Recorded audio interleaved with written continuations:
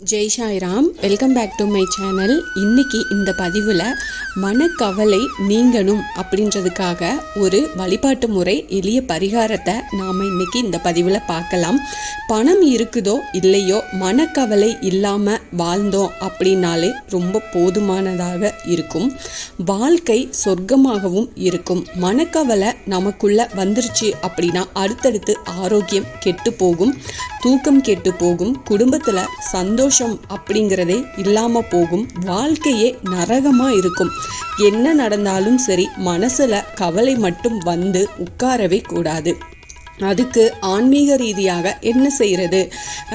மனோகாரகன் சந்திரனுக்கு உரிய ஒரு சில எளிமையான பரிகாரத்தை நாம் இந்த பதிவில் பார்க்கலாம். நிச்சயமாக உங்களுக்கு பயனுள்ள பதிவாக இருக்கும். ஸ்கிப் பண்ணாமல் முழுசாக பாருங்கள். என்னோட சேனலுக்கு தொடர்ந்து சப்போர்ட் பண்ணுங்கள். லைக் பண்ணுங்கள், ஷேர் பண்ணுங்கள், கமெண்ட் பண்ணுங்கள், மறக்காமல் சப்ஸ்கிரைப் பண்ணுங்கள், பெல் ஐகானை கிளிக் பண்ணுங்கள். திங்கட்கிழமை அப்படின்னாலே அது சந்திர பகவானுக்கு உரிய கிழமை, அப்புறம் சிவபெருமானுக்கு உரிய நாள். திங்களை தன் தலையில் சூடி வைத்திருக்கும் சிவபெருமான் அதாவது சிவபெருமான வழிபாடு செய்ய மனக்கவலை நீங்கும். இந்த நாளில் பச்சரிசி வெல்லம் தானம் செய்யலாம். பச்சரிசி சந்திர பகவானுக்கு உரிய தானியம்.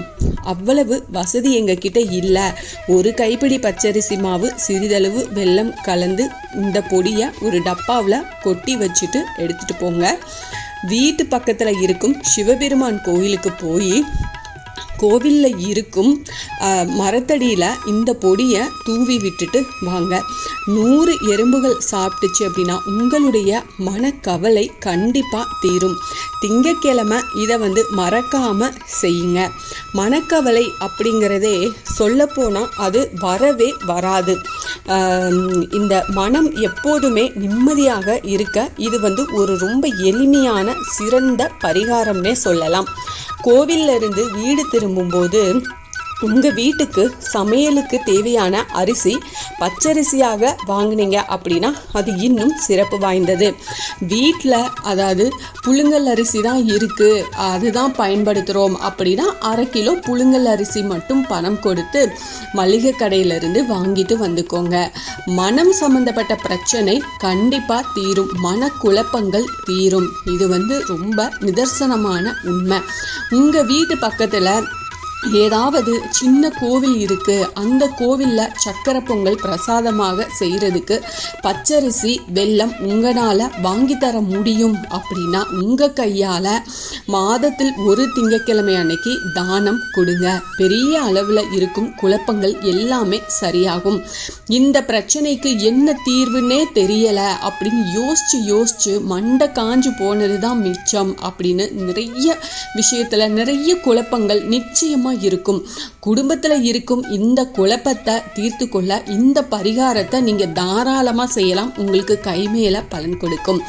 மனக்குழப்பங்கள் தீர திங்கட்கிழமைகளில் இன்னும் விநாயகர் வழிபாட்டையும் நாம் செஞ்சுட்டு வரலாம்.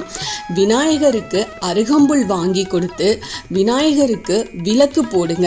ஒரே ஒரு நெய் தீபமாவது போடுங்க. இல்லை நெய் தீபம் முடியாதுன்ற பட்சத்தில் நல்லெண்ணெய் தீபம் போடுங்க. விநாயகரை 3 முறை வலம் நமஸ்காரம் செஞ்சு கொஞ்ச நேரம் அந்த கோயிலில் அமர்ந்து மனதார விநாயகரை பிரார்த்தனை செஞ்சுக்கோங்க. உங்களுக்கு தெரிஞ்ச விநாயக பெருமானோட எளிமையான ஸ்லோகத்தை சொல்லுங்க. வீடு திரும்பும்போது உங்கள் கையால் 2 வாழைப்பழம் வாங்கி பசுமாட்டுக்கு சாப்பிட கொடுத்துட்டு வாங்க. இதனால உங்களுக்கு வேலையில் நீங்கள் வேலை பார்க்குறீங்க அப்படின்னா அதில் சம்மந்தப்பட்ட குழப்பங்கள் கூட நிச்சயமாக தீரும். வீட்லையும் இது மாதிரி வீட்லையும் குடும்ப பிரச்சனை நிறைய குழப்பங்கள் இருக்குது அப்படின்னு நினச்சிங்கன்னா அது கூட சரியாகும். இத்தனை ஆன்மீகம் சார்ந்த விஷயங்களை ஒருத்தரால் நிச்சயம் மொத்தமாக செய்ய முடியாது. வாரந்தோறும் வரக்கூடிய திங்கட்கிழமைகளில் ஒவ்வொரு பரிகாரமாக உங்களால் எது முடியுமோ அதை செய்யுங்க. நிச்சயமாக நீங்கள் எதிர்பார்த்த நல்ல பலன் உங்களுக்கு கிடைக்கும். உங்களுக்கு நல்ல விஷயங்கள் நடக்கும். அதனால் நீங்கள் எதுக்காகவும் போட்டு குழப்பிக்காதீங்க. இப்போ இதில் நான் சொன்ன பரிகாரத்தில் உங்களுக்கு எது எளிமையாக இருக்குது, எது உங்களால் செய்ய முடியுமோ அதை நிச்சயமாக செய்யுங்க. நீங்கள் செஞ்சு பார்த்தீங்க அப்படின்னா கண்டிப்பாக உங்களால் உணர முடியும். அதனால் எதுக்காகவும் மனக்குழப்பம் மட்டும் அடையாதீங்க. ஆத்மார்த்தமாக நீங்கள் கடவுள்கிட்ட வேண்டிட்டு இந்த பரிகாரத்தை நீங்கள் செய்யுங்க. இந்த பதிவு உங்களுக்கு பயனுள்ள பதிவாக இருக்கும் அப்படின்னு நான் நினைக்கிறேன். இதில் ஏதாவது சந்தேகம் இருக்குது அப்படின்னா எனக்கு கமெண்ட்டில் கேளுங்க, நான் பதில் சொல்கிறேன். என்னோட சேனலுக்கு தொடர்ந்து சப்போர்ட் பண்ணுங்கள், லைக் பண்ணுங்கள், ஷேர் பண்ணுங்கள், கமெண்ட் பண்ணுங்கள், மறக்காமல் சப்ஸ்கிரைப் பண்ணுங்கள், பெல் ஐக்கானை கிளிக் பண்ணுங்கள். இது போல் எனக்கு தெரிஞ்ச ஆன்மீக பதிவுகளை உங்ககிட்ட நான் ஷேர் பண்ணுறேன். Thank you friends. மீண்டும் அடுத்த பதிவில் சந்திப்போம்.